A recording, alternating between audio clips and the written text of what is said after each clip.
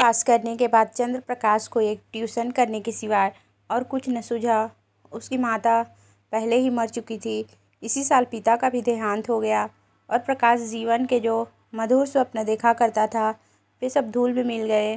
पिता ऊंचे ओहदे पर थे। उनकी कोशिश से चंद्र प्रकाश को कोई अच्छी जगह मिलने की पूरी आशा थी, पर वे सब मंसूबे धरे रह गए और अब गुजर बसर के लिए वही 30 महीने की ट्यूशन रह गई। पिता ने कुछ संपत्ति भी ना छोड़ी, उल्टे वधू का बोझ और सिर पर लाद दिया। और स्त्री भी मिली तो पढ़ी लिखी, शौकीन, जवान की तेज, जिसे मोटा खाने और मोटा पहनने से मर जाना कबूल था।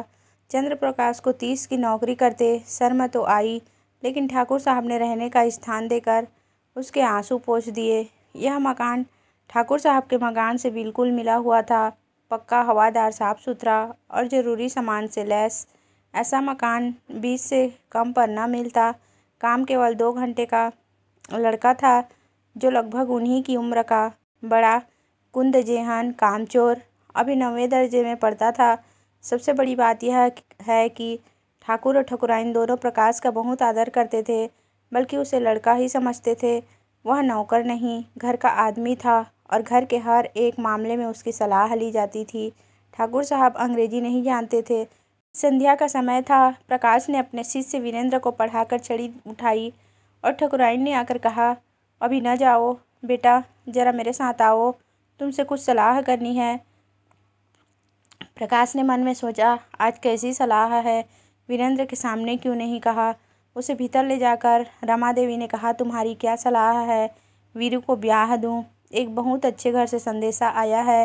प्रकाश ने मुस्कुराकर कहा, यह तो वीरू बाबू ही से पूछिए। नहीं, मैं तुमसे पूछती हूँ। प्रकाश ने असमंजस में पड़कर कहा, मैं इस विषय में क्या सलाह दे सकता हूँ? उनका 20वां साल तो है, लेकिन यह समझ लीजिए कि पढ़ना हो चुका तो अभी न करूं, यही सलाह है। जैसा आप उचित समझें।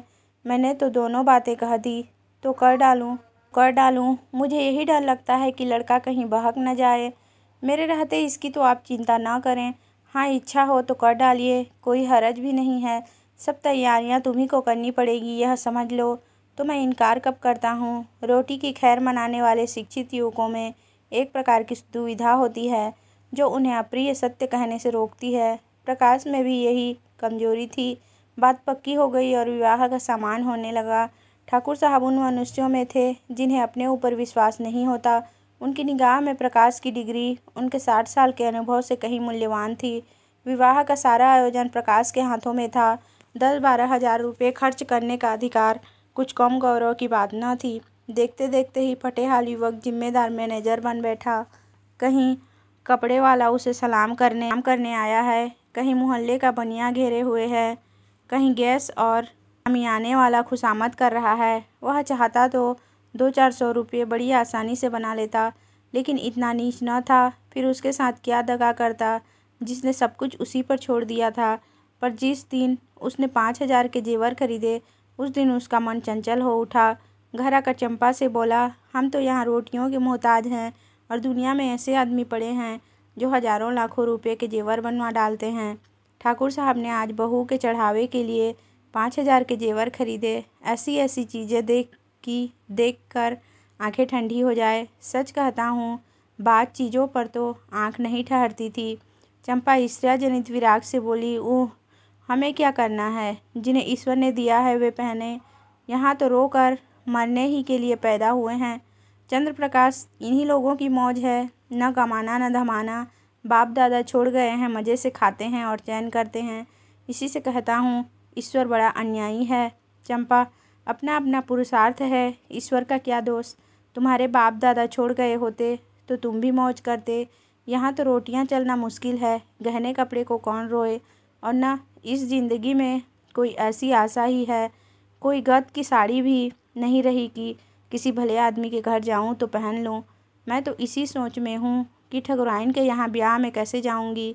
सोचती हूँ बीमार पड़ जाती तो जान बचती। यह कहते कहते चंपा की आंखें भर आई। प्रकाश ने तसल्ली दी, साड़ी तुम्हारे लिए लाऊं? अब क्या इतना भी न कर सकूँगा? मुसीबत के ये दिन क्या सदा बने रहेंगे? जिंदा रहा तो एक दिन तुम सिर से पाँव तक जेवरों से लदी रहोगी। चंपा मुस्कुरा कर बोली, चलो, ऐसी मन की मिठाई मैं नहीं खाती, निबाह होता जाए। यही बहुत है, गहने की साध नहीं है। प्रकाश ने चंपा की बातें सुनकर लज्जा और दुख से सिर झुका लिया। चंपा उसे इतना पुरुषार्थहीन समझती है। रात को दोनों भोजन करके लेटे तो प्रकाश ने फिर गहनों की बात छेड़ी। गहने उसकी आंखों में बसे हुए थे। इस शहर में ऐसे बढ़िया गहने बनते हैं, मुझे इसकी आशा न थी। चंपा ने कहा, कोई और बात करो, गहनों की बात सुनकर जी जलता है। वैसी चीज़ें तुम पहनो तो रानी मालूम होने लगो। गहनों से क्या सुंदरता बढ़ जाती है। तो ऐसी बहुत सी औरतें देखी हैं जो गहने पहनकर भद्दी दिखने लगती हैं। ठाकुर साहब भी मतलब के यार हैं। यह ना हुआ कि कहते, इनमें से कोई चीज़ चंपा के लिए भी लेते जाओ। तुम भी कैसी बच्चों सी बातें करते हो। इसमें बचपन की क्या बात है। कोई उदार आदमी कभी इतनी कृपणता ना करता। मैंने तो कोई ऐसा उदार आदमी नहीं देखा जो अपनी बहू के गहने किसी गैर को दे दे। मैं गैर नहीं हूँ, हम दोनों एक ही मकान में रहते हैं। मैं उनके लड़के को पढ़ाता हूँ और शादी का सारा इंतजाम कर रहा हूँ। अगर 100-200 की कोई चीज़ दे देते तो वह निष्फल न जाती, मगर धनवानों का हृदय धन के बाहर से दबकर सिकुड़ जाता है। उनमें उदारता के लिए स्थान ही नहीं रहता। रात के 12 बज गए हैं, फिर भी प्रकाश को नींद नहीं आती। बार बार ही चमकीले गहने आँखों के सामने आ जाते हैं। कुछ बादल हो आए हैं और बार बार बिजली चमक उठती है। सहसा प्रकाश चारपाई से उठ खड़ा हुआ। उसे चंपा का आभूषणहीन अंग देखकर दया आई। यही तो खाने पहनने की उम्र है और इसी उम्र में इस बेचारी को हर एक चीज़ के लिए तरसना पड़ रहा है। वह दबे पांव कमरे से बाहर निकलकर छत पर आया। ठाकुर साहब की छत इस छत से मिली हुई थी। बीच में एक 5 फीट की ऊंची दीवार थी। वह दीवार पर चढ़कर ठाकुर साहब की छत पर आहिस्ता से उतर गया। घर में बिल्कुल सन्नाटा था। उसने सोचा, पहले जीने से उतरकर ठाकुर साहब के कमरे में चलूं। अगर वह जाग गए तो ज़ोर से हंसूंगा और कहूँगा, कैसा चरका दिया। या कह दूंगा, मेरे घर की छत से कोई आदमी इधर आता दिखाई दिया, इसलिए मैं भी उसके पीछे पीछे आया कि देखूं यह क्या करता है। अगर संदूक की कुंजी मिल गई तो फिर फतह है, किसी को मुझ पर संदेह ही ना होगा। सब लोग नौकरों पर संदेह करेंगे। मैं भी कहूँगा, साहब नौकरों की हरकत है, इन्हें छोड़कर और कौन ले जा सकता है। मैं बेदाग बच जाऊँगा। शादी के बाद कोई दूसरा घर लूँगा, फिर धीरे धीरे एक एक चीज़ चंपा को दूँगा जिसमें उसे कोई संदेह ना हो। फिर भी वह जीने से उतरने लगा तो उसकी छाती धड़क रही थी। धूप निकल आई थी। प्रकाश अभी सो रहा था कि चंपा ने उसे जगा कर कहा, बड़ा गजब हो गया। रात को ठाकुर साहब के घर में चोरी हो गई। चोर गहने की संदूकची उठा ले गया। प्रकाश ने पड़े पड़े पूछा, किसी ने पकड़ा नहीं चोर को? किसी को खबर भी हो? वह संदूकची ले गया जिसमें ब्याह के गहने रखे थे। न जाने कैसे कुंजी उड़ा ली और न जाने कैसे उसे मालूम हुआ कि इस संदूक में संदूकची रखी है। नौकरों की कार्रवाई होगी, बाहरी चोर का यह काम नहीं है। नौकर तो उनके तीनों पुराने हैं, नियत बदलते क्या देर लगती है। आज मौका देखा, उठा ले गए। तुम जाकर जरा उन लोगों को तसल्ली दो तो दो। ठकुराइन बेचारी रो रही थी, तुम्हारा नाम ले लेकर कहती थी कि बेचारा महीनों इन गहनों के लिए दौड़ा, एक एक चीज़ अपने सामने जचवाई और चोर अड़ीजारों ने उसकी सारी मेहनत पर पानी फेर दिया। प्रकाश चटपट उठ बैठा और घबराता हुआ जाकर ठकुराइन से बोला, यह तो बड़ा अनर्थ हो गया माताजी। मुझसे तो अभी अभी चंपा ने कहा। ठाकुर साहब सिर पर हाथ रखे बैठे हुए थे। बोले, कहीं सेंध नहीं, कोई ताला नहीं टूटा, किसी दरवाजे की चूल नहीं उतरी। समझ में नहीं आता चोर कहाँ आया किधर से।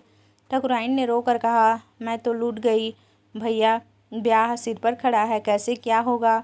भगवान, तुमने दौड़ धूप की थी तब कहीं जाके चीज़ें आई थी। न जाने किस मनहूस शायद ने से लग्न आई थी। प्रकाश ने ठाकुर साहब के कान में कहा, मुझे तो किसी नौकर की शरारत मालूम होती है। ठकुराइन ने विरोध किया, अरे नहीं भैया, नौकरों में ऐसा कोई नहीं।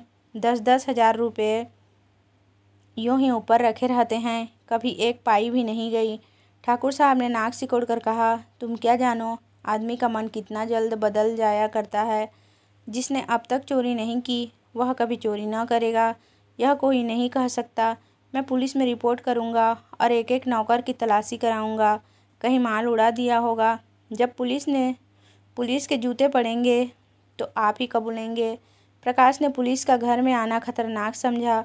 कहीं उन्हीं के घर में तलाशी ले तो अनर्थ ही हो जाए। बोले पुलिस में रिपोर्ट करना और तहकीकात करना व्यर्थ है। पुलिस माल तो न बरामद कर सकेगी, हाँ नौकरों को मार पीट भले ही लेगी। कुछ नज़र भी उसे चाहिए, नहीं तो कोई दूसरा ही स्वांग खड़ा कर देगी। मेरी तो सलाह है कि एक एक नौकर को एकांत में बुलाकर पूछा जाए। ठाकुर साहब ने मुंह बनाकर कहा, तुम भी क्या बच्चों की सी बात करते हो प्रकाश बाबू। भला चोरी करने वाला अपने आप को भूलेगा। तुम मारपीट भी तो नहीं करते। हाँ पुलिस में रिपोर्ट करना मुझे भी फजूल मालूम होता है। माल बरामद होने से रहा, उल्टे महीनों की परेशानी हो जाएगी प्रकाश। लेकिन कुछ न कुछ तो करना ही पड़ेगा। ठाकुर, कोई लाभ नहीं। हाँ अगर कोई खुफिया पुलिस हो जो चुपके चुपके पता लगावे तो अलबत्ता माल निकल आए, लेकिन यहाँ ऐसी पुलिस कहाँ। तकदीर ठोक कर बैठे रहो और क्या। प्रकाश, आप बैठे रहिए, लेकिन मैं बैठने वाला नहीं। मैं इन्हीं चोरों के सामने चोर का नाम निकलवाऊंगा। ठकुराइन, नौकरों पर मुझे भी पूरा विश्वास है। किसी का नाम निकल भी आए तो मुझे संदेह ही रहेगा किसी बाहर के आदमी का काम है, चाहे जिधर से आया हो। पर चोर आया बाहर से, तुम्हारे कोठे से भी तो आ सकता है। ठाकुर, हाँ जरा अपने कोठे पर तो देखो, शायद कुछ निशान मिले। कल दरवाज़ा तो खुला नहीं रह गया। प्रकाश का दिल धड़कने लगा। बोला, मैं तो 10 बजे द्वार बंद कर लेता हूँ। हाँ कोई पहले से मौका पाकर कोठे पर चला गया हो और वहाँ छिपा बैठा रहा हो तो बात दूसरी है। तीनों आदमी छत पर गए तो बीच की मुंडेर पर किसी के पाँव की रगड़ के निशान दिखाई दिए। जहाँ पर प्रकाश का पाँव पड़ा था वहाँ का चूना लग जाने के कारण छत पर पाँव का निशान पड़ गया था। प्रकाश की छत पर जाकर मुंडेर की दूसरी तरफ देखा तो वैसे ही निशान वहाँ भी दिखाई दिए। ठाकुर साहब सिर झुकाए खड़े थे, संकोच के मारे कुछ कह ना सकते थे। प्रकाश ने उनके मन की बात खोल दी। तो स्पष्ट होता है कि चोर मेरे ही घर में से आया। अब तो कोई संदेह ही नहीं रहा। ठाकुर साहब ने कहा, हाँ मैं भी यही समझता हूँ, लेकिन इतना पता लग जाने से ही क्या हुआ। माल तो जाना था सो गया। अब चलो आराम से बैठें। आज रुपए की कोई फिक्र करनी होगी। प्रकाश, मैं आज ही वह घर छोड़ दूंगा। ठाकुर, क्यों? इसमें तुम्हारा कोई दोष नहीं। प्रकाश, आप कहें, लेकिन मैं समझता हूँ मेरे सिर बड़ा भारी अपराध लग गया। मेरा दरवाज़ा 9-10 बजे तक खुला ही रहता है। चोर ने रास्ता देख लिया, संभव है 2-4 दिन में फिर आ घुसे। घर में अकेली एक औरत सारे घर की निगरानी नहीं कर सकती। इधर वह तो रसोई में बैठी है, उधर कोई आदमी चुपके से ऊपर चढ़ जाए तो जरा भी आहट नहीं मिल सकती। मैं घूम घाम कर कभी 9 बजे आया, कभी 10 बजे, और शादी के दिनों में तो देर होती ही रहेगी। उधर का रास्ता बंद हो जाना चाहिए। मैं तो समझता हूँ इस चोरी की सारी जिम्मेदारी मेरे सिर है। ठकुराइन डरी, तुम चले जाओगे भैया, तब तो घर और फाड़ खाएगा। प्रकाश, कुछ भी हो माताजी, मुझे बहुत जल्द घर छोड़ना ही पड़ेगा। मेरी गफलत से चोरी हुई, उसका मुझे प्रायश्चित करनी ही पड़ेगी।